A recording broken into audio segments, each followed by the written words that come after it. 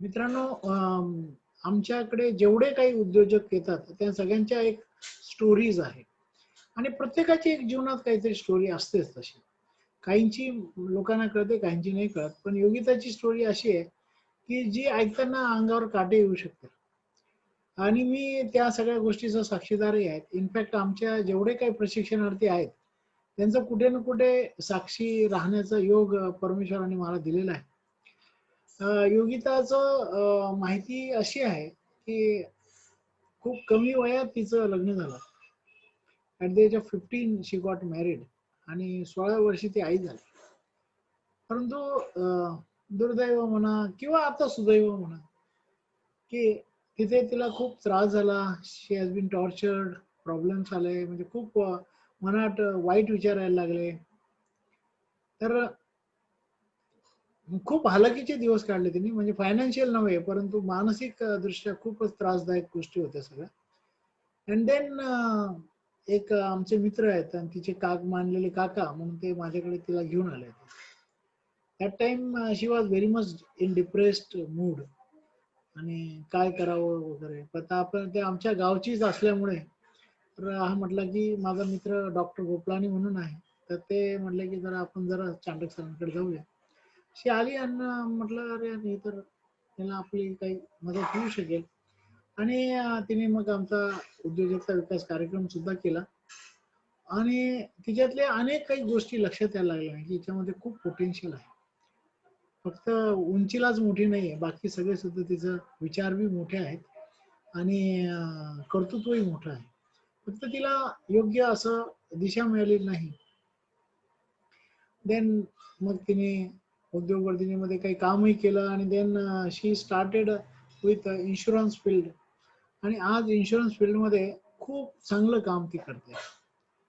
म्हणजे तिची कमाई तर खूप आहे चांगली, तेवढं काही कमाई सांगत बसत नाही मी तुम्हाला.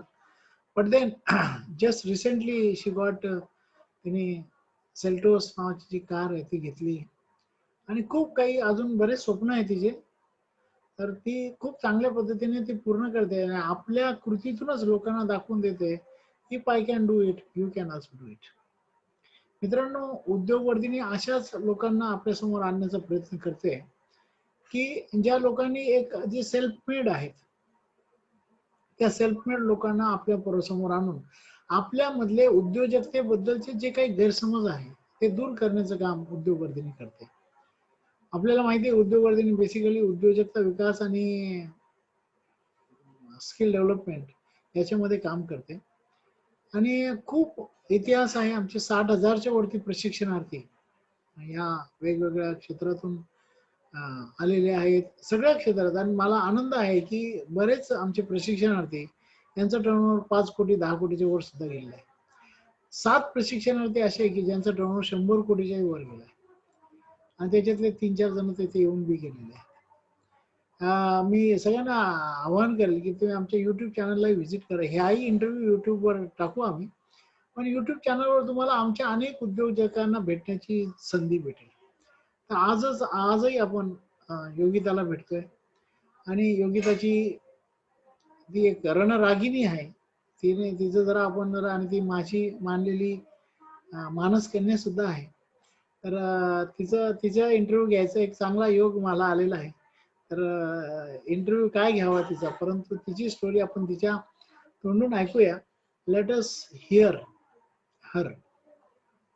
तिला आपण जरा चांगलं ऐकूया, समजून घेऊया तिची सगळी एकंदरीत जडणघडण कशी झाली, कशा पद्धतीने तिने हे सगळं साध्य केलं. योगिता, स्वागत तुझं. Most welcome to this platform. तशी उद्योगवर्धींचा प्लॅटफॉर्म तुझ्यासाठी नवीन नाहीये. उद्योगवर्धींच्या सगळ्या अनेक प्लॅटफॉर्मवर योगिता येऊन गेलेली आहे. हा पहिला असा योग आहे की तिला या चला उद्योजकाशी भेटूया या प्लॅटफॉर्मवर तिला आपण आमंत्रित केलंय. योगिता, तुझी जी एकंदरीत लाईफ स्टोरी आहे ती सगळ्यांना ऐकायची आहे. कशा पद्धतीने तुझ्या आयुष्याच्या, म्हणजे बरेच काही चांगले वाईट बरेच प्रसंग आले तुझ्या जीवनात, तर जे काही झालेलं आहे तुझ्या जीवनात ते जरा सांग. आणि कशा पद्धतीने तू त्याच्यातून बाहेर आली आणि आज काय करते आहे, कशा पद्धतीने, आणि तुझे पुढचे स्वप्न काय, असा सगळा एक असा सलग प्रवास तुझ्या तोंडून ऐकायचं आहे. स्वागत करतो परत एकदा आणि आपल्या संभाषणाला सुरुवात करा. Sir, thank you everyone. थँक्यू सर्वांनी अटेंड केल्याबद्दल. मी तर म्हणजे माझ्याकडे सर शब्द नाही आहे की मी कुठल्या शब्दांमध्ये सांगू हे सगळं काही, कारण हे माझ्यासाठी खरंच खूप आनंदाची गोष्ट आहे. कारण मी जनरली ट्रेनिंग देते, पण हा एक सेकंडरी पार्ट होतोय माझ्यासाठी. पण आज ॲज अ उद्योजक म्हणून मी तुमच्याशी डिस्कशन करते, तर हा एक माझ्यासाठी एक नवीन गोष्ट आहे आणि ही खूप मोठी गोष्ट असं मला वाटतंय. जसं तुम्ही म्हटलं सर की माझ्या आयुष्यात कसं सुरुवात झाली किंवा मी कुठून आली. मी सर्वांना असं सांगेल की माझी सुरुवात एका छोट्याशा खेड्यातून झाली, ज्या खेड्यामध्ये मी एक साधी नॉर्मल लेडी, जसं आपण तुम्ही खेड्यातल्या मुलींना बघत असाल तर तशी मी आहे. तर त्याच्यात असं झालं की मला गावातल्या स्कूलमध्ये जाण्यासाठी पण एक वेगळी उत्साह असायचा. म्हणजे छोट्या छोट्या गोष्टींमध्ये माझा आनंद होता. मला आठवते की मी कमीत कमी 3 ते 4 किलोमीटर स्कूलला जावं लागायचं. मी वॉक करून जायची. मे बी खूप टाइमला असं बसनी जावं लागायचं. तर स्वप्न खूप मोठे होते सर माझे. आणि स्वप्न मोठी होती, परंतु समहाऊ सम रिझन्स, जसं तुम्ही म्हटले हाईट खूप मोठी आहे आणि जशी हाईट आहे तशी ती पण आहे. तर ती हाईट कुठेतरी माझ्या लाईफमध्ये एक निगेटिव्हिटी म्हणू शकते, एक टर्निंग पॉइंट म्हणू शकतो. बिकॉज ऑफ हाईट माझं लग्नही लवकर झालं. 16व्या वर्षीच माझं लग्न झालं. त्यावेळेस मी 11th होती आणि 12th असताना मुलीचा जन्म झाला. तर एक एरोनॉटिकल इंजिनियर बनायचं होतं, ही माझी स्वप्न होती. परंतु मला एरोनॉटिकल इंजिनियर तर नाही बनता आलं. त्या सिच्युएशन मध्ये माझं लग्न झालेलं होतं आणि चांगल्या फॅमिलीत मला दिलं गेलं होतं आणि चांगली फॅमिली होती. पण असतात ना एक ब्रेन बॅरियर्स म्हणू शकतो आपण, सायकोलॉजिकल बॅरियर्स म्हणू शकतो, नेचर बॅरियर्स म्हणू शकतो, इच्छा अपेक्षा म्हणू शकतो. प्रत्येकाच्या लाईफमध्ये हे कुठेतरी येत असतं आणि हे माझ्यासोबतही होत होतं. परंतु चॉईस माझ्याकडे होती, ती मला सहन करायचं की याच्यातून क्विट करून ओव्हरकम करून एक लाईफला नवीन दिशा द्यायची होती. तर मला आठवतंय सर, मला ॲज अ एक सिंगल पॅरेंट म्हणून जगायची वेळ आली होती. मी आय थिंक मला आठवतंय 6 वर्षाची मुलगी असेल माझी त्यावेळेस. मुलीला घेऊन एकटी प्रवास करायला सुरुवात केली. म्हणजे तो स्टँड घेतला की नाही, मला माझ्या हक्कासाठी, माझ्या अधिकारासाठी आणि माझ्या त्या इच्छेसाठी मला जगायचं आहे, स्वतःसाठी जगायचं आहे. आणि ते अन्याय मला सहन करायचा नाही, कारण माझ्यावर अशा काही गोष्टी घडल्या होत्या की जिथे कळपट मी माझ्या 4 मुलींना गमावलं गेलं होतं. आणि तो एक निगेटिव्ह बॅरियर म्हणू शकतो किंवा तो निगेटिव्ह डिप्रेशन म्हणू शकतो आपण, तो माझ्या लाईफमध्ये आला आणि तो खूप एक वेगळी दिशा मला देऊन गेला.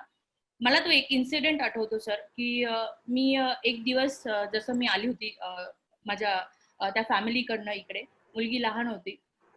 संध्याकाळची 6ची वेळ झालेली होती आणि 6 वाजता मी डायरेक्ट एका धरणावर चालली गेली होती आणि मला सुसाईड करायचं होतं.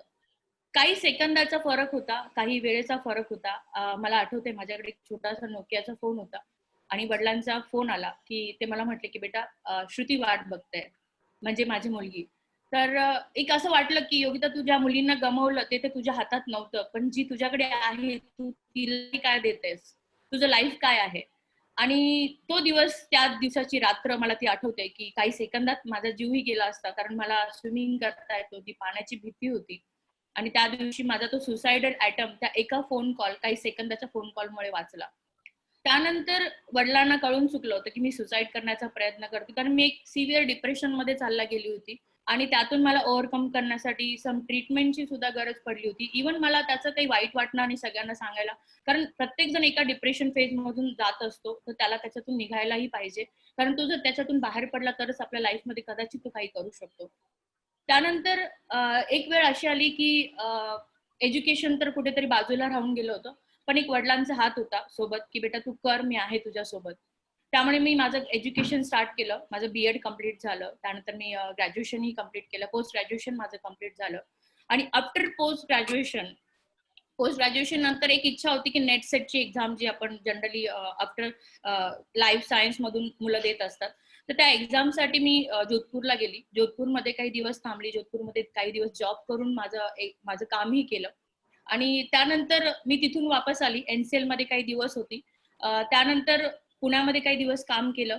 परंतु अशी एक अपॉर्च्युनिटी माझ्यासमोर आली होती सर, की जिथे मला जर्मनीला जाण्याची सुद्धा अपॉर्च्युनिटी होती, की मी 3 वर्षासाठी जर्मनीत जाऊन ते काम करू शकणार होते. इन सेट म्हणजे आपण पी-एच-डी म्हणू शकतो.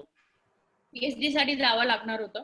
परंतु झालं असं की समोर कोर्ट मॅटर चालू झालेले होते. मुलीलाही आणायचं होतं. एक आमची फॅमिली जी आहे ना सर, एकदम मिडल क्लास फॅमिली आहे. तिथे आमच्या फॅमिलीत कुठेही असं काही घडलेलं नव्हतं, ज्याला आपण डायव्होर्स म्हणू शकतो. तो एक फिअर होता, की फॅमिली ॲक्सेप्ट करेल का? सगळ्या फॅमिलीला ते चालेल का? कुठेतरी त्या फिअर अभावी मी कुठेतरी घाबरत होती, भीती वाटत होती. परंतु एक दिवस असा आला, की मला उद्योगवर्धिनी आणि चांडक सर मला भेटले. माझ्या काकांच्या थ्रू त्यांची भेट झाली. चांडक सरांना भेटल्यानंतर माझा ई कोर्स झाला. ई कोर्समध्ये आमचा एक ट्रेनिंग प्रोग्राम असतो, ज्याला आम्ही ए म्हणतो. आफ्टर ए सरांना माझी स्टोरी कळाली, की योगिता एक्झॅक्टली काय आहे किंवा काय करते. तर सर मला एकच म्हटले, की योगिता, जेही काही प्रॉब्लेम्स आहेत, तुझ्यात खूप पोटेन्शियल आहे, पण जे काही प्रॉब्लेम्स आहेत त्याला पहिले सॉर्ट आउट कर. जे प्रॉब्लेम्सला सॉर्ट आउट करण्यासाठी मी 4 वर्ष लावले होते. विदिन 4 डेजमध्ये तो प्रॉब्लेम मी सॉर्ट आउट केला.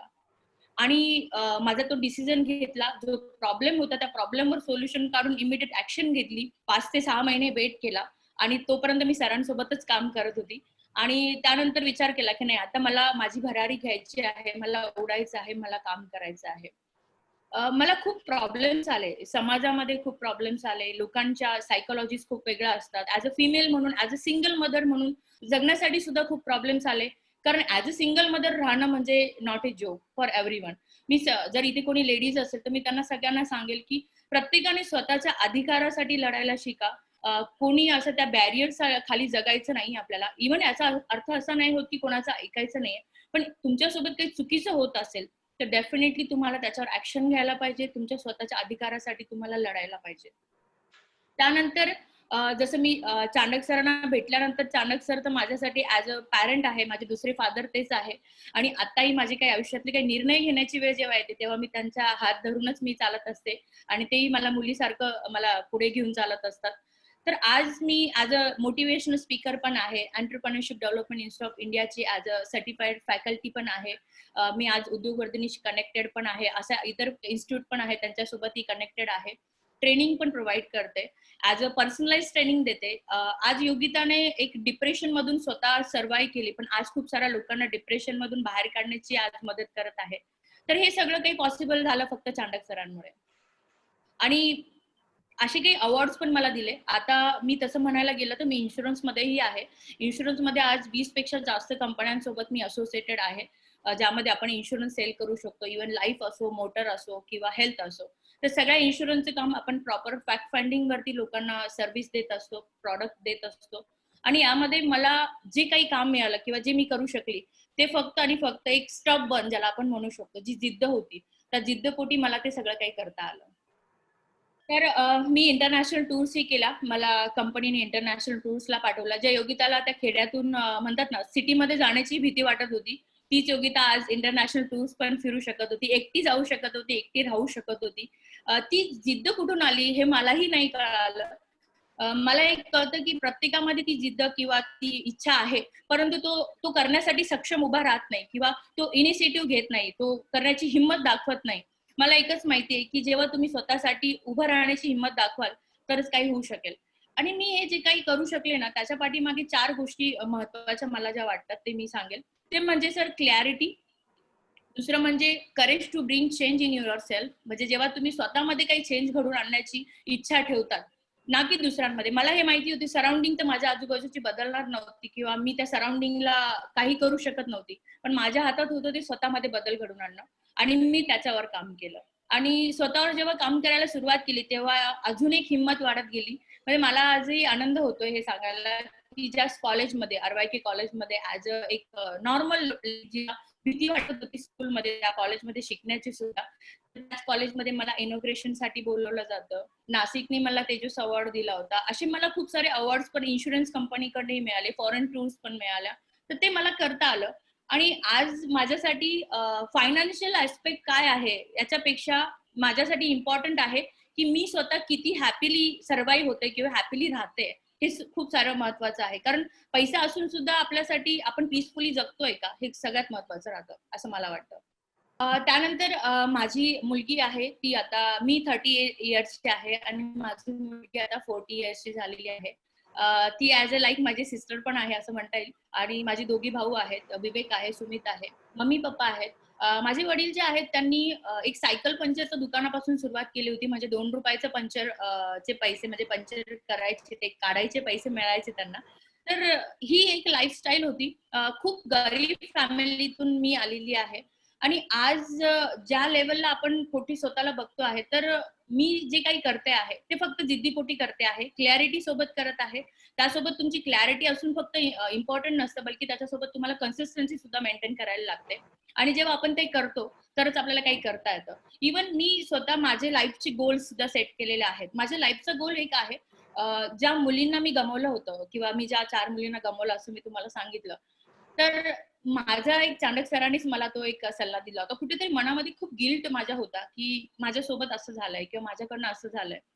तर हे माझं एक फाउंडेशन आहे BMG फाउंडेशन आणि त्याचा माझा पर्पज हाच आहे. माझ्या लाईफचा पर्पज असं म्हणेल मी, की मला माझ्या त्या पर्पजच्या खाली मला माझ्या मुलींना दत्तक घ्यायचं आहे. बल्कि 4 मुली नाही तर मी 4 लाख मुलींना कसं दत्तक आणू शकेल आणि मी करू शकेल. या संदर्भात माझं सिंधुताई सपकाळांशी पण बोलणं झालं. त्याही मला मदत करणार आहे. त्या मला हे पण बोलल्या, की आफ्टर लॉकडाऊन आपण भेटूया आणि आपण त्याच्यावरही काम करूया. आज इन्शुरन्स सेक्टरमध्ये सुद्धा मला सक्सेस मिळाला. त्याचं कारण एकच आहे, की इन्शुरन्समध्ये मी जेव्हा एंट्री केली 2014 मध्ये, तर मी नाशिकमध्ये कोणालाच ओळखत नव्हती. माझी काही आयडेंटिटी नव्हती. म्हणजे मी कोणालाच ओळखत नव्हती. इव्हन माझा कुठलाही कनेक्ट वेगळा नव्हता, की त्या कनेक्ट थ्रू मी सगळं काही करू शकेल. पण येस, माझे कम्युनिकेशन, इनिशिएटिव्ह घेणं किंवा आपण कम्युनिकेट करून लोकांना बोलणं किंवा आपल्याला गुड फेथ वरती, फॅक्ट फाइंडिंग वरती प्रॉडक्ट सेल करणं असेल, तर ते मी केलं. आज माझा कस्टमर बॅकग्राऊंड पूर्ण ऑल ओव्हर इंडियामधून आहे. स्पेशली मुंबई, पुणे, नाशिक आणि राजस्थान या ठिकाणावर माझा कस्टमर जास्त आहे. आणि आज फक्त मी हेल्थ इन्शुरन्स नाही, मोटर इन्शुरन्स नाही, बल्कि लाईफ इन्शुरन्स हे सगळं सेल करते. आणि बाकीचे तुम्ही सगळे लोकांनाही मी सजेस्ट करेल, की तुम्हाला कुणाला इन्शुरन्समध्ये इंटरेस्ट असेल किंवा काही वाटत असेल, तर तुम्ही उद्योगवर्तींशी तिथे कनेक्ट होऊ शकतात. तुम्हाला तिथूनही काही करता येईल. झाला हा सेकंडरी पार्ट, हा झाला फायनान्शियल आस्पेक्ट.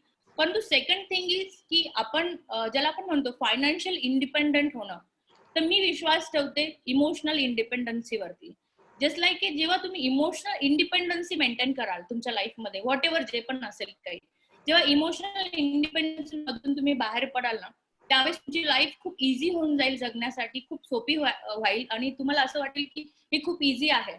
प्रॉब्लेम फक्त इथे असतो, जो आपल्याला प्रॉब्लेम खूप मोठा वाटतो आणि आपल्याला वाटतं की तो प्रॉब्लेम खूप मोठा आहे आणि त्या प्रॉब्लेमला आपण वाढवत चालतो. बाकी तो प्रॉब्लेम खूप छोटा असतो. अजून एक गोष्ट अशी शिकली की प्रॉब्लेम जेव्हा आपल्या लाईफमध्ये येतो ना, तो एक नवीन अपॉर्च्युनिटी घेऊन येत असतो आणि आपल्यासाठी एक नवीन लेसन शिकून जातो. आणि तोच लेसन मी माझ्या लाईफमध्ये घेतला. फर्स्ट होता माझं मॅरेज, सेकंड होतं माझी मुलगी, थर्ड होतं माझं एज्युकेशन, जिथे मला ऍक्च्युअल सक्सेस पण मिळाला, पण तरी सुद्धा मला ते कंटिन्यू नाही करता आलं. आणि थर्ड होतं माझं ऍक्च्युअल करिअर. तर हे सगळे टर्निंग पॉइंट्स माझ्या लाईफमध्ये होते. इव्हन हे सगळं होत असताना आपण म्हणतो ना, की यार योगिता तुझ्यासोबत तर वाईट झालं खूप. पण मी असं म्हणेल माझ्यासोबत खूप चांगलं झालं. त्याचं कारण सांगेल.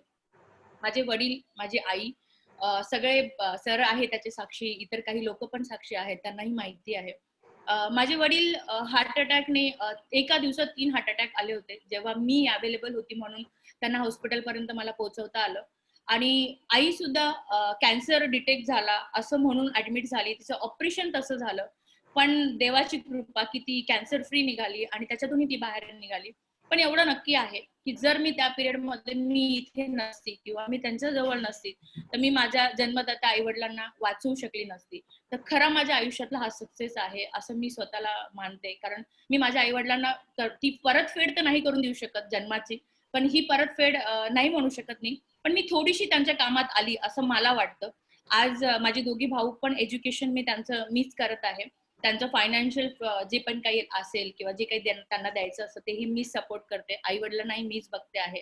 काही इश्यूज प्रत्येकाच्या फॅमिलीमध्ये येत असतात, त्यामुळे कुठेतरी ती रिस्पॉन्सिबिलिटी माझ्यावर आली. मी अजून एक सांगेल की मी माझ्या वीकनेसवर कधीच फोकस नाही केला. खूप लोक असं म्हणतात, योगिता तू एकटी आहे किंवा तुझी मुलगी आहे, तुझा हा वीकनेस आहे, तू कोणाला सांगू नको, तू हे बोलू नको. पण मी तुम्हाला एक सांगू, ही माझी वीकनेस नसून ही माझी स्ट्रेंथ आहे. मी कधीच त्या वीकनेसवर फोकस नाही केला, because this is my strength. I just focus on, मी फक्त माझ्या स्ट्रेंथवर फोकस केलाय, म्हणजे ती वीकनेस माझी स्ट्रेंथ बनवली. दुसरी गोष्ट अशी सांगेल की जसं एक पर्सनॅलिटी असते तुमची.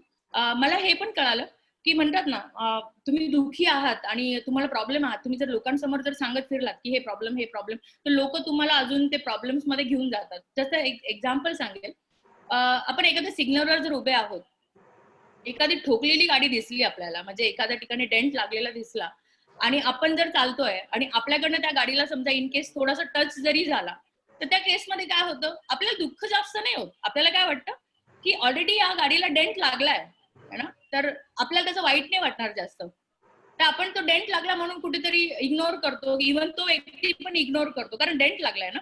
पण त्याच ठिकाणी एखादी नवी गाडी असेल तर आपण कुठेतरी कॉन्शियस असतो आणि एक डिस्टन्स मेंटेन करून चालतो. तसे आपल्या पर्सनॅलिटी सोबत होत असतं. कारण आपण जर आपल्या चेहऱ्यावर डेंट लावून ठेवला ना, तर बाकी लोक पण येऊन डेंट मारतील तुमच्या, तुम्हाला कळणार पण नाही. त्यामुळे कायम अशी इन्थुजियास्टिक राहा, एनर्जेटिक राहा, कायम अपडेट राहा, कायम अटेंडेबल राहा, कायम रिस्पॉन्सिबल राहा. तर आपण असं जर राहायला लागलो ना, तर नक्कीच प्रत्येकाच्या लाईफमध्ये मला नाही वाटत की प्रॉब्लेम येतील आणि ते सक्सेसफुल नाही होऊ शकत. मला तर सक्सेसची डेफिनेशन अशी वाटते, सक्सेस म्हणजे पैसा नसतो. मला जे वाटतं, सक्सेस म्हणजे तुम्ही एक उंची गाठली आणि तुम्ही एक डिप्रेशन फेज मध्ये आहात, तर त्याची जी मिडल लाईन असते ना, तो ऍक्च्युअल सक्सेस असतो. कारण ते मिडल लाईनला तुम्हाला मेंटेन करता आलं पाहिजे. म्हणजे तुम्ही डिप्रेस झाले तरी तुम्ही त्याच्यात वीक नाही पडले पाहिजे, आणि तुम्ही खूप अमीर झाले किंवा रिच झाले तरी सुद्धा तुम्ही तिथे ओव्हर कॉन्फिडन्स नाही झालं पाहिजे. तुमची ती मिडल लाईन तुम्हाला कायम मेंटेन करता आली पाहिजे. ती मिडल लाईनच खरी सक्सेस आहे असं मला वाटतं. त्याचबरोबर मला असे काही चांगले वाईट अनुभव पण आले. वाईट अनुभवापेक्षा त्या वाईट अनुभवांसोबत टॅकल कसं करायचं हे मी शिकली. प्रत्येकाशी दुश्मनी घेऊन नाही चालणार आयुष्यामध्ये, किंवा प्रत्येकाशी वाईट वागून नाही चालणार. इव्हन मी हेही सांगेल की माझे जे एक्स हजबंड किंवा माझी जी फॅमिली होती किंवा माझ्यासोबत लोकांनी वाईट केलं असेल किंवा झालं असेल, तर मी त्यांना माफ करायचं शिकलीये. कारण जेव्हा तुम्ही माफ करायचं शिकतात ना, त्यावेळेस तुम्ही एक मनाला तुमच्या खूप एक पीस मिळतो. तुम्ही ती माफी करणं किंवा तुम्हाला त्यांना माफ करणं याच्यासाठी खूप मोठं जिगर लागतं. कारण जर तुम्ही त्या व्यक्तींच्या बद्दल मनात जर ती फिलिंग घेऊन बसला तर तुम्हालाही त्रास होतो. कारण मला हे कळतंय की आपल्या त्या मनात त्या फिलिंग्सनी नक्कीच त्या माणसाला त्याचा काही वाईट परिणाम होणार नाही, पण येस, त्याचा परिणाम आपल्यावर वाईट होतो हे मला त्याच्यातून कळालं. त्यामुळे दुसऱ्यांबद्दलची निगेटिव्हिटी कधी ठेवायची नाहीये, दुसऱ्यांना माफ करायचं शिकायचं आहे. तर हा एक लाईफने खूप मला मोठा लेसन दिला आणि त्याच्यातून मला शिकायला भेटलं. आणि यासाठी मी चांडक सरांची खूप आभारी आहे. ऍज अ माझे ते एक गाईड आहेत, पॅरेंट्स आहेत, ज्याच्यासाठी मला कुठेही कसली भीती वाटत नाही. आणि आज खूप एक हिंमत आली आहे की अजून एक छोटीशी नाही, मी अजूनही म्हणणार नाही की मी सक्सेसफुल आहे किंवा मी काही करू शकली. मला अजून खूप उडायचं आहे आणि एक दिवस तुम्हाला मी योगिता कुठेतरी एका वेगळ्या डेस्टिनेशन वरती दिसणार आहे, अशी मी इच्छा ठेवते.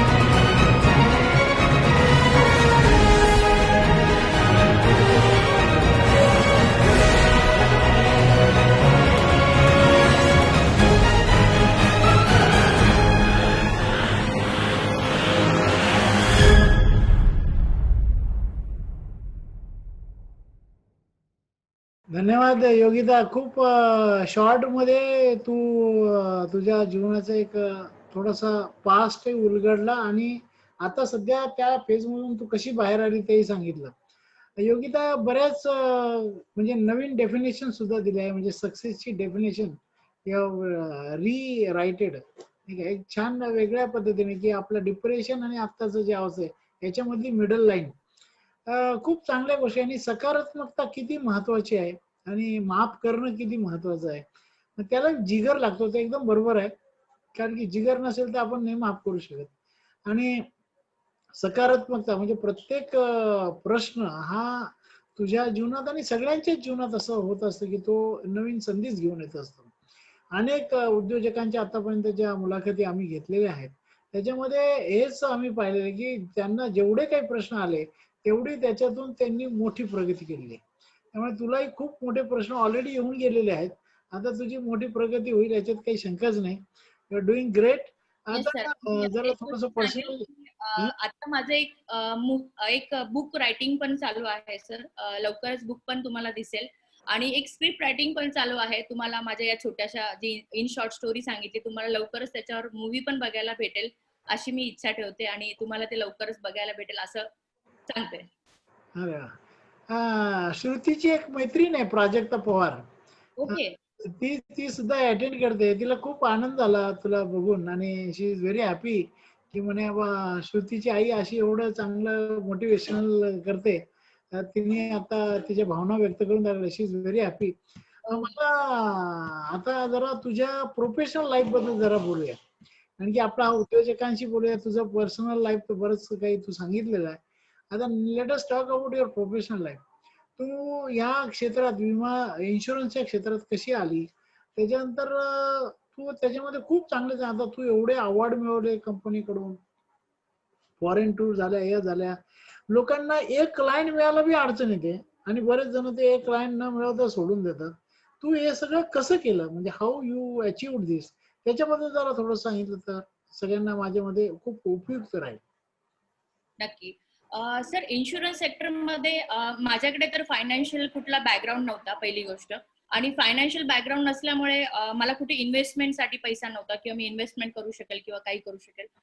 तर इन्शुरन्समध्ये ना फक्त मला आठवतंय की त्यावेळेस मला फक्त 1200 रुपये लागले होते. ते पण फक्त लायसन्ससाठी. जे लायसन घ्यावं लागतं. त्याच्यासाठी एक एक्झाम असते. ती एक्झाम मी दिली होती सर. आणि एकदा मी मॅक्स लाईफ इन्शुरन्समध्ये फर्स्ट टाइम जॉईन झाली 2014 मध्ये.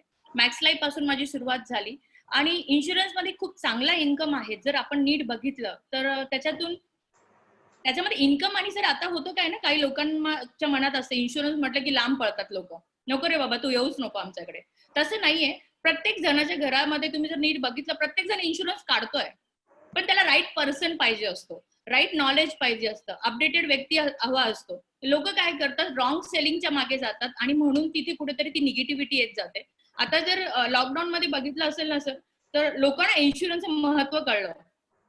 इन्शुरन्स काय आहे हे कळलं. इन्शुरन्स इम्पॉर्टंट लोकांना कळलं की हेल्थ इन्शुरन्स काय आहे. लाईफ इन्शुरन्स मध्ये माझ्याकडे तर अशी खूप क्लायंट होते सर की अरे मला जर काही कमी जास्त झालं तर माझी फॅमिली उघड्यावर पडेल. नाही, माझा इन्शुरन्स पहिले काढून घे. पहिले टर्म प्लॅन काढून घेतला. काही लोक नाही ना, मी हॉस्पिटलमध्ये ऍडमिट झालो तर मला करोना झाला तर माझं काय होईल, त्यांनी इन्शुरन्स काढून घेतले. म्हणजे आता ही इन्शुरन्स ही खूप मोठी अपॉर्च्युनिटी आहे. लोक त्याच्याबद्दल अवेअर झाले आहेत. त्यांना कळतंय की इम्पॉर्टंट काय आहे. कारण खूप कमी पैशांमध्ये आपण त्याच्यासाठी इन्व्हेस्ट करतो आणि आपल्याला रिटर्न मध्ये खूप चांगली गोष्ट मिळते.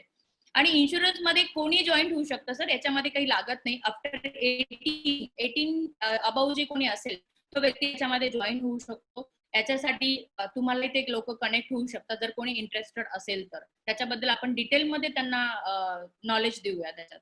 कारण त्याच्यात तुम्ही एक टार्गेट अचीव्ह केल्यानंतर तुम्हाला तिथून फॉरेन टूर्स पण मिळतात. आता तर मागे काही कॉन्टेस्ट चालू होते जिथे लॅपटॉप, मोबाईल असे खूप चांगले चांगले कॉन्टेस्ट पण चालू असतात. तर हे घरी बसल्या बसल्या आहे आणि स्पेशली हाऊसवाईफ खूप चांगलं करू शकतात. रिटायर्ड पर्सन खूप चांगलं काम करू शकतात. कारण त्यांना काही नको असतं. इन्शुरन्स मध्ये फक्त तुमचे आजूबाजूचे जे कनेक्ट असतात त्या कनेक्ट्सला आपल्याला यूज करायचं आहे. ते पण आपलं ब्रेन वापरून, बाकी काही करायचं नाही इथे. आणि राईट डायरेक्शन, राईट फेथ मध्ये आणि फॅक्ट फाइंडिंगच्या बेसिसवर इन्शुरन्स सेल करायचा आहे. ते पण राईट इन्शुरन्स. हे खूप महत्वाचं आहे. त्यामुळे मला कस्टमर खूप चांगले मिळाले आणि सर्वात महत्वाचा मी फोकस कायम केला तो सर्व्हिस वरती.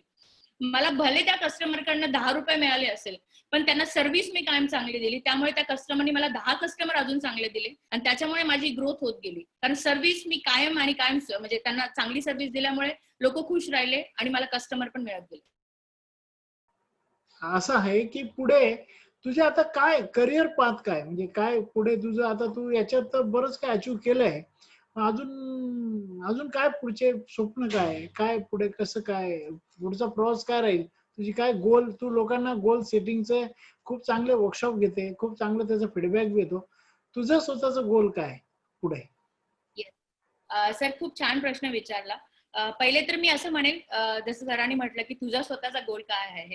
तो गोलची सुरुवात सर तुमच्यापासून झाली होती. तुम्हाला आठवत आहे की मी जेव्हा माझ्या मुलींबद्दलची स्टोरी सांगितली होती आणि त्यावेळेस तुम्ही मला म्हटले होते, योगिता तू का सिंधुताई सपकाळ नाही बनवू शकत का, तू का वीक फील करते स्वतःला.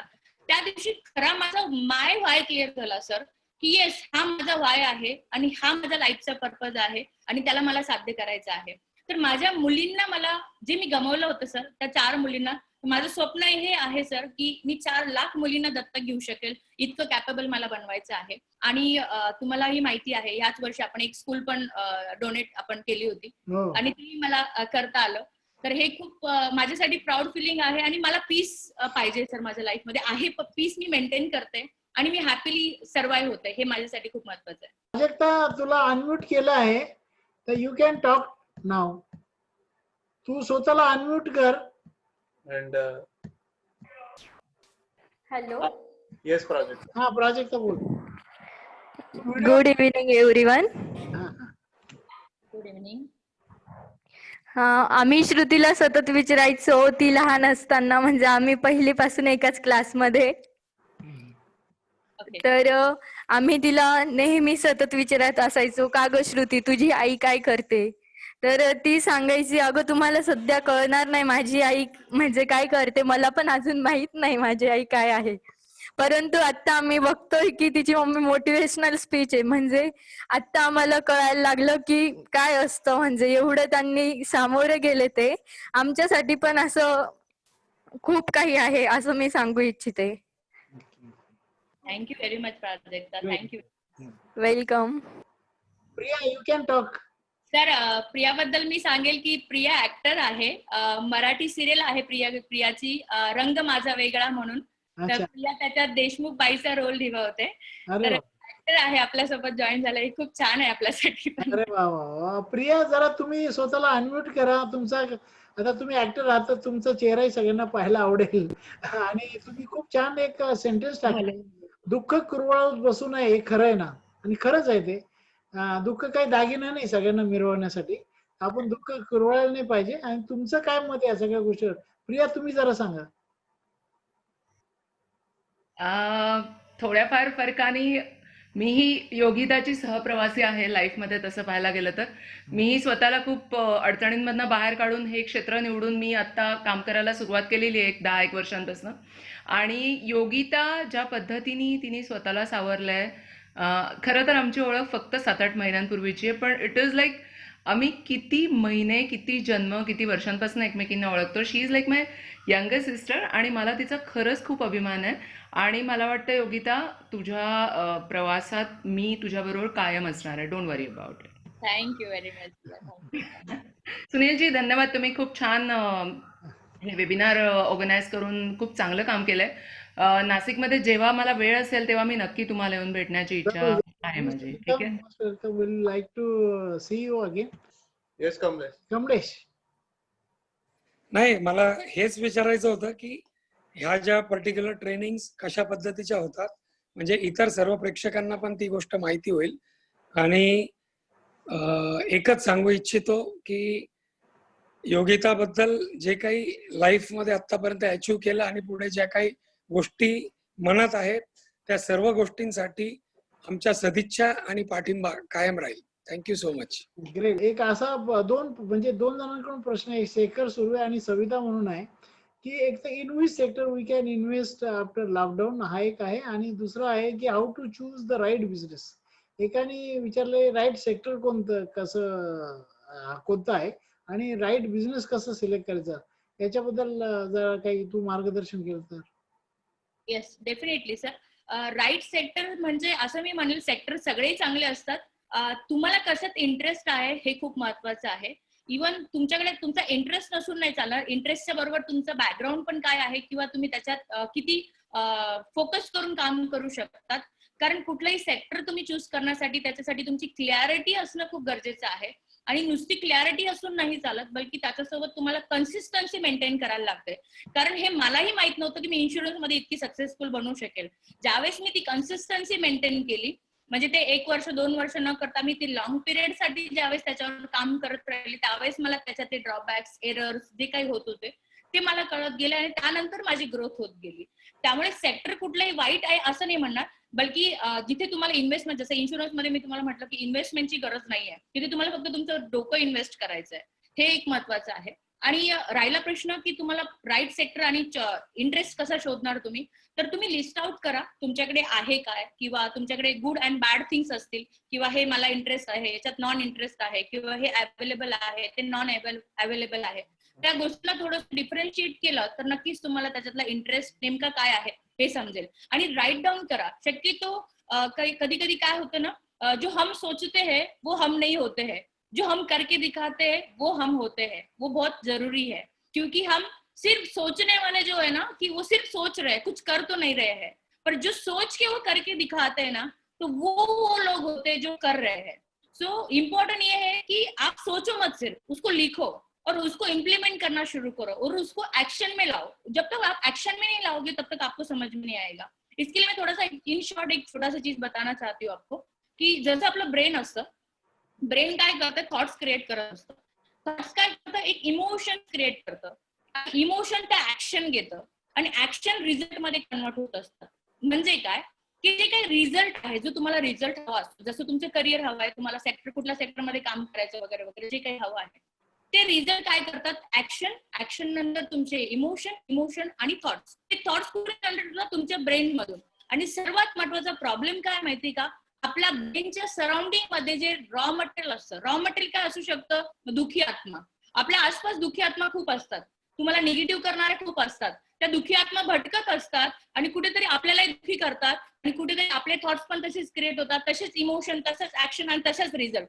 तर कुठलेही निगेटिव्ह थॉट्स जेव्हा आपल्या ब्रेन मध्ये येत आहेत, तर त्याच्या इमिडिएट पॉझिटिव्ह ऍक्शन आपल्याला घेता आली पाहिजे. तेव्हा आपण खऱ्या डायरेक्शन वरती जाऊ शकतो, खरा पर्पज आपण सॉल्व्ह करू शकतो, किंवा आपल्याला तो डायरेक्शन मिळू शकतो. एक प्रश्न आहे की भूपेंद्रचा प्रश्न आहे की maximum insurance claim settlement company कशी शोधायची? येस, क्लेम सेटलमेंट रेशो तुम्ही जर नेटवर गुगलवर जर गेले तर तुम्हाला क्लेम सेटलमेंट रेशो सापडेल. आत्ताच्या ह्या वर्षाचा क्लेम सेटलमेंट रेशो 9.22% हा मॅक्स लाईफ इन्शुरन्सचा लाईफ इन्शुरन्स मध्ये आहे. त्यानंतर तुम्ही सेकंड जर जाल हेल्थ इन्शुरन्स मध्ये तर मॅक्स सुपा फर्स्ट प्रायोरिटीवर जातोय. प्रत्येक वर्षी हा क्लेम सेटलमेंट रेशो हा चेंज होत असतो सर. त्यामुळे इन्शुरन्स कुठल्याही कंपनीचा वाईट कधीच नसतो. इन्शुरन्स देणारा व्यक्ती कोण आहे हे खूप महत्वाचं असतं, सर्व्हिस देणारा व्यक्ती कोण आहे हे खूप महत्वाचं असतं. ओके, म्हणजे कंपनीमध्ये काही प्रॉब्लेम नाही, बाय अँड लार्ज सगळ्या कंपनी सारख्या आहेत. पण तुम्ही कुठलं प्रोडक्ट घेताय आणि कुठलं प्रोडक्ट घेतल्यानंतर तुम्ही त्याला कसं अप्लाय करता हे खूप महत्वाचं असतं. कारण प्रोडक्ट घेताना तुम्हाला याची पूर्ण अंडरस्टँडिंग असणं खूप गरजेचं आहे, कारण त्याच्या टर्म्स अँड कंडिशन तुम्हाला समजून घेणं खूप गरजेचं असतं. काय काय प्रोडक्ट्स असतात म्हणजे इन्शुरन्स मध्ये, हे काय काय, म्हणजे त्याचं थोडस लोकांना एज्युकेशन बी होईल जरा. सर, राजन लोणचे सर काहीतरी म्हणताय, आय थिंक. मी पहिले तुमच्या प्रश्नाचं उत्तर देते सर. प्रोडक्ट्स कसे असतात सर, लाईफ इन्शुरन्स मध्ये तुम्ही रिटायरमेंट प्लॅनिंग करू शकतात, एज्युकेशन प्लॅनिंग करू शकतात, मुलांचे मॅरेज प्लॅनिंग करू शकतात. ह्या प्लॅनिंग साठी तुम्ही इन्शुरन्स परचेस करू शकता. इव्हन तुम्ही डेथ इन्शुरन्स, ज्याला आपण टर्म इन्शुरन्स म्हणतो, एक छोट्या अमाऊंट मध्ये तुमचा खूप मोठा इन्शुरन्स कव्हर होतो, त्याला आपण टर्म इन्शुरन्स म्हणतो. त्या टाईपचे इन्शुरन्स असतात. हेल्थ इन्शुरन्स मध्ये तुम्ही क्रिटिकल इलनेस मध्ये जाऊ शकता, तुम्हाला स्पेसिफिक क्रिटिकल इलनेस साठी इन्शुरन्स घ्यायचा आहे का, किंवा पर्सनल ऍक्सिडेंट साठी इन्शुरन्स घ्यायचा आहे का, आयदर तुम्ही हॉस्पिटलाइज झाल्यानंतर तुम्हाला जो क्लेम किंवा जो काही खर्च लागतो त्याच्यासाठी इन्शुरन्स घ्यायचा आहे का, हे खूप महत्वाचं आहे. त्यामुळे मी परत एकदा सर्वांना सांगेल, इन्शुरन्स खूप महत्वाचा पार्ट आहे. अन्न, वस्त्र आणि निवारा यानंतर जर तुम्ही फोर्थ ऑप्शन कडे जात असाल तर तो म्हणजे तुमचा हेल्थ इन्शुरन्स आहे. पहिले हेल्थ इन्शुरन्स करा, कारण हेल्थ इन्शुरन्स अशी गोष्ट असते की तुम्ही आलेला एखादा इन्सिडेंट, एखादा जो आपल्या लाईफ मध्ये येऊ शकतो अचानक येणारा, तर त्याच्यासाठी असलेली इन्व्हेस्टमेंट सगळी तुम्ही घालवू शकता. त्यामुळे तुम्ही हेल्थ इन्शुरन्स पहिले प्रोटेक्ट करा, स्वतःला प्रोटेक्ट करा. इव्हन तुमच्या घरात फॅमिली एजेड ग्रुप मधले फॅमिली मेंबर असेल त्यांना पहिले हेल्थ इन्शुरन्स प्रोटेक्ट करा, आणि मग तुम्ही सेकंडरी चॉईस करू शकता तो म्हणजे टर्म इन्शुरन्स. टर्म इन्शुरन्स साठी क्रायटेरियाज असतात सर, की कमीत कमी 3 लाखाच्या वरती इन्कम असायला पाहिजे, तेव्हा तो व्यक्ती टर्म इन्शुरन्स पण घेऊ शकतो. बाकी लोंढे सरांना एक प्रश्न आहे. लोंढे सर झोनल ऑफिसर होते बँक ऑफ महाराष्ट्राचे. मी सरांना विनंती करतो की त्यांनी त्यांचा जो काही प्रश्न असेल तर त्यांना काही सबमिशन करायचं असेल त्यांनी सांगावं.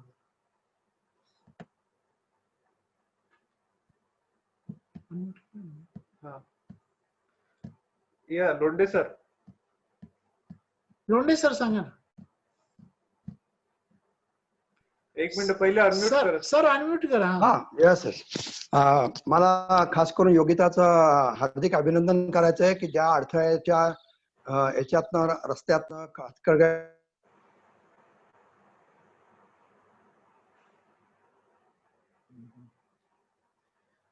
आय थिंक रस्त्यातनं त्यांनी चिकाटीने ती पुढे गेली आणि एक हॅलो हॅलो हा सर. एक आदर्श असा ठेवलेला आहे आणि नक्कीच एक आजचा जो सेमिनार मध्ये मोटिवेशनल झालेला आहे आणि मला त्याचा पण अनुभव मला मागे पण आलेला आहे की जेव्हा काय त्यांना बँकेच्या काही कर्जाच्या संदर्भात किंवा भावाच्या लोनच्या संदर्भात किंवा त्यांच्या काही कार लोनची जी त्यांना माहिती घ्यायची होती त्या संदर्भात सुद्धा बऱ्याच वेळा त्या संपर्कात असतात आणि ते म्हणजे महत्वाचं म्हणजे की 4 ठिकाणून गोळा करून माहिती गोळा करून मग त्या काय योग्य असेल त्याप्रमाणे she is taking a decision is really appreciable आणि खरोखर हे सगळं इतरांनी पण अंगीकारण्यासारखं आहे.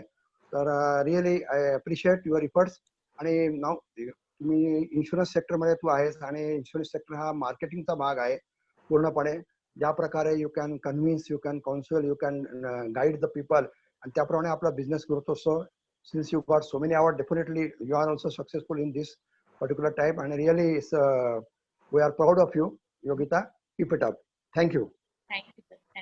Thank you very much sir. ठीक आहे, धन्यवाद Yogita. I think it was a very inspirational story लोकांना आज ऐकायला मिळाली आणि इन्शुरन्स क्षेत्राची सुद्धा माहिती मिळाली. जे इन्शुरन्स क्षेत्राचे जे काही एक ज्याला आपण म्हणतो काही लोकांमध्ये गैरसमज होते ते तुझ्या याच्यामुळे जी आज नेसेसिटी झाली आहे ते तू सांगितलं आणि एकंदरीत पाथवे कसा निवडायचा, उद्योग आपला क्षेत्र कसं निवडायचं, मेन तू सांगितलं की आपली आवड जी आहे ती जोपासली पाहिजे. आपली जिथे जे जे आपले लव व्हॉट यू डू नाही का, किंवा डू व्हॉट यू लव, असे 2च फॉर्म्युले असतात व्यवसायाचे नाही का. तर ह्या 2 फॉर्म्युलांनी जर तुम्ही काम केलं तर डेफिनेटली व्यवसायात तुम्हाला यश मिळतंच.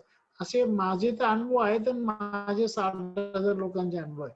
तर मित्रांनो, विथ दॅट आपण इथे थांबूया आणि योगिता तुला तुझ्या पुढच्या आयुष्यात भरपूर शुभेच्छा. आपल्याला ज्या जॉईन केल्या प्रिया मॅडम त्यांचाही आभार मानतो, त्यांनी जॉईन केलं आणि बाकीच्यांनी जे खूप चांगल्या पद्धतीने एकंदरीत पार्टिसिपेट केलं. तर definitely I would like to thank you all and thank Yogita and wish you all the very best.